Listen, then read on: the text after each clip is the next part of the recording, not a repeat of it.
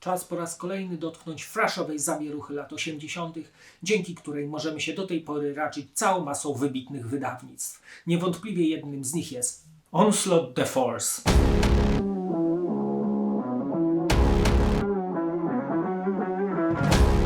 Onslaught powstaje w Bristolu w Anglii w 1982 roku. Początkowo czerpali inspiracje z amerykańskich oraz brytyjskich zespołów hardcore punk, by pod wpływem New Wave of British Heavy Metal przyjąć styl thrashowy, którego są uznawani za pionierów. Zespół został założony przez gitarzystę Nigela Rocketa oraz perkusistę Steve'a Grisa, którzy chcieli osiągnąć ultra-agresywne brzmienie. W 1985 do składu dołącza Jesse Stallard na bas oraz Paul McConney na wokal.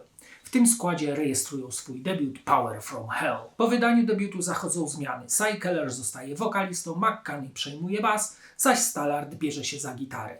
I w tym oto składzie rejestrują swój kultowy już album The Force w roku 1986. Na pewno płytę odróżnia od innych tego typu wydawnictw brzmienie, które jest ciemne i przybrudzone. Ale to dobrze, bo gdyby je rozjaśnić, straciłoby swoją aurę czarnej magii. Tą surowizną w stylu Venom wieje na kilometr, ale to w ich muzyce jest piękne, że czuć tę naturalną moc i okultystyczną energię, która niczym wicher wieje przed siebie, na nikogo nie zwracając uwagi. To jakby skrzyżowanie Hell Awaits, In the Sign of Evil i oczywiście black metal. Zawarto tu najlepsze patenty z wyżej wymienionych płyt. The Force to 7 długich kompozycji jakby żywcem wyciągniętych z piekielnej imprezy, gdzie wszyscy pląsają w ognistej ekstazie. Zmiana na stanowisku wokalisty wyszła zespołowi na dobre. Maniera wokalna Cy Kellera jest jakby heavy metalowa, ale ze wściekłą chrypką. Raz używa wysokich rejestrów, raz znowu gardłowych krzyków. To świetnie pasuje do mroku muzyki. Ma się wrażenie, że w album wkłada całą swoją przeklętą duszę. Teksty są mozaiką sataniczno-okultystyczną politycznych tekstów, które mistrzowsko malują swój piekielny, bezkompromisowy przekaz. Świetne riffy na tym albumie tną niesamowicie, a jest ich tyle, że mógłbyś obdarować całą dyskografię innych zespołów. Istotą thrashu są właśnie riffy, zróżnicowane i agresywne. A tutaj jest ich pod dostatkiem. Te pełne energii kompozycje to jest to, co w metalu najlepsze. Zahartowana stal, która atakuje, by odciąć ci głowę. To prawdziwy, nieprzetworzony thrash w pełnej krasie. Tu w zasadzie w każdym dźwięku, w każdej frazie można się zatracić i chłonąć ją godzinami.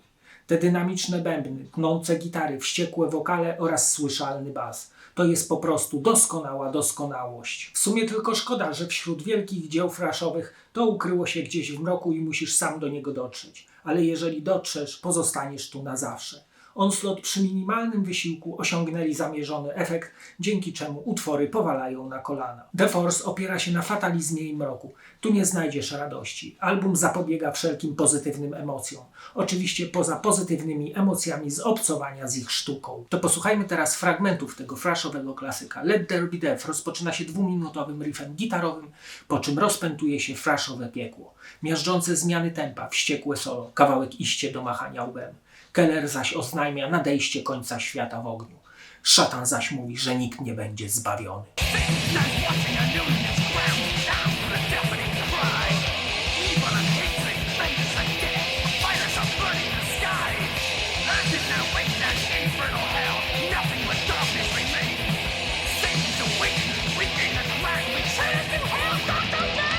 Fight with the Beast to szaleńczy atak riffów. Wokale często osiągają górne rejestry. Utwór zgniata nasze komórki mózgowe szaleńczym atakiem thrashowym. Kawałek traktuje o walce z chrześcijaństwem, gdzie bestie sieją spustoszenie.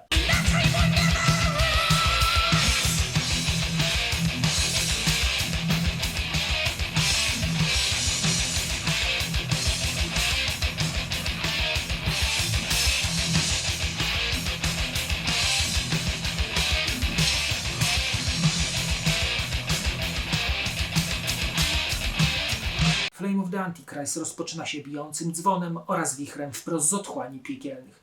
To chwila oddechu przed mającym zaraz nastąpić atakiem riffów gitarowych.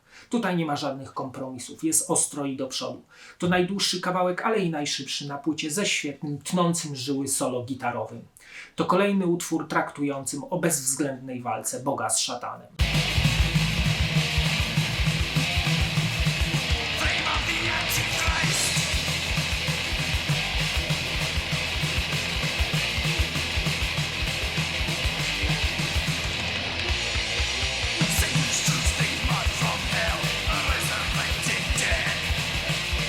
Christ, they I na koniec Thrash Till the Death to kwintesencja tego albumu. Żadnej innej muzy, tylko thrash. Poczuj go w sobie, jego potęgę i moc, ból i przemoc. Metal jest głośniejszy niż piekło. Niech marszale wyją wraz z wokalistą. Thrash Till the Death. Teraz i zawsze. Thrash till the death! Thrash till the death! Thrash till the death! Thrash till the death!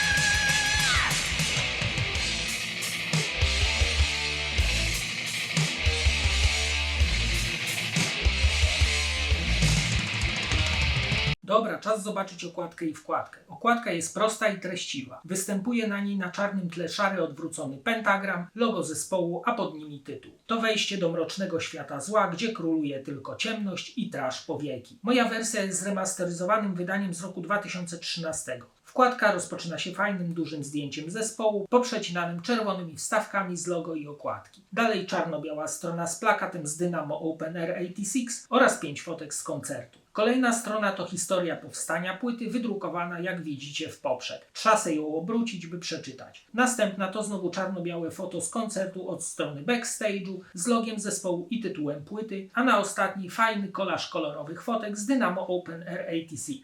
Na zamykającej stronie wkładkę podano skład nagrywający, kiedy i gdzie płytę nagrano, wyprodukowano i tym podobne. Na czarnej płycie CD wydrukowano pentagram z okładki, logo zespołu i tytuł płyty oraz podano informację, że jest to rocznicowe wydanie. Na tyle pudełka w miejscu pentagramu podano tytuł albumu, tytuły utworów oraz logo wydawcy. The Force jest do bólu szczery, organiczny, naturalny i fantastyczny. To jeden z najlepszych, o ile nie najlepszy brytyjski wyziew thrashowy lat 80. To energia osadzona w energii. Ta muza rozsadza żyły od środka, eksplodując swoją mocą. Czy jesteś gotowy przyjąć taki ładunek prosto w serce? Jeżeli tak, nie ma już odwrotu. Zginiesz porażony siłą tej płyty. A teraz zapraszam do oglądania kolejnego odcinka. Cześć!